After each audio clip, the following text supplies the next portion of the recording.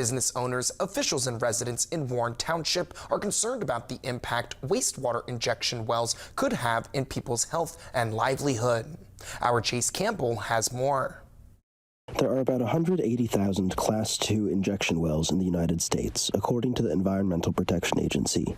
These are underground storage wells for the wastewater produced by hydraulic fracturing, or fracking. Over 200 of those wells are in Ohio, mostly in Washington, Athens, Meigs, and other Appalachian counties.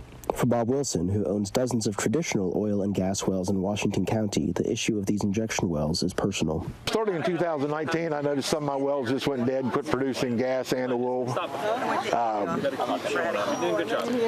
it kind of corresponded with the well they drilled out at Redbird, and I was losing 2 or 3 wells a day coming out Vito Road.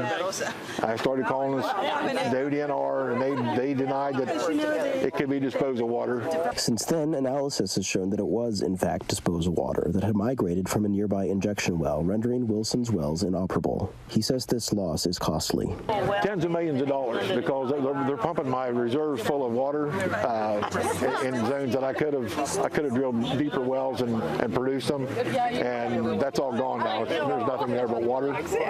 So they basically ruined me. Wilson is not alone. At a recent community meeting, local residents and well owners came together with activists, local water district officials, and State Representative Tristan Rader to discuss their concerns with how the Ohio Department of Natural Resources, or ODNR, has regulated these wells. Washington County already has over a dozen wastewater injection wells.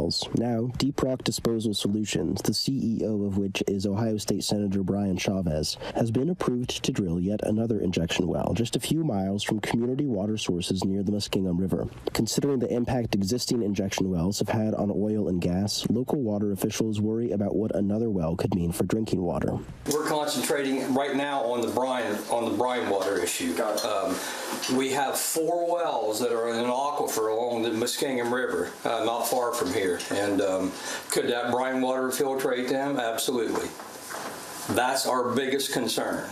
Adding to these concerns is House Bill 170, proposed state legislation that would give ODNR authority over Class 6 carbon capture wells, where carbon dioxide is pressurized and injected underground. Environmental scientist Dr. Randy Pokladnik says that, like the brine water from injection wells, carbon dioxide in these Class 6 wells could spread through the ground into other sources. When it's pressurized to over 1,000 psi, that's going to seek the path of least resistance, and one of the places would be orphan wells, production wells, and they know this is happening now because the brine has infiltrated production wells, oil and gas production wells in Washington County. Considering their experience with wastewater injection wells, Pokladnik and well owners and residents of Washington County worry about the agency's ability to adequately regulate additional Class 6 carbon capture wells.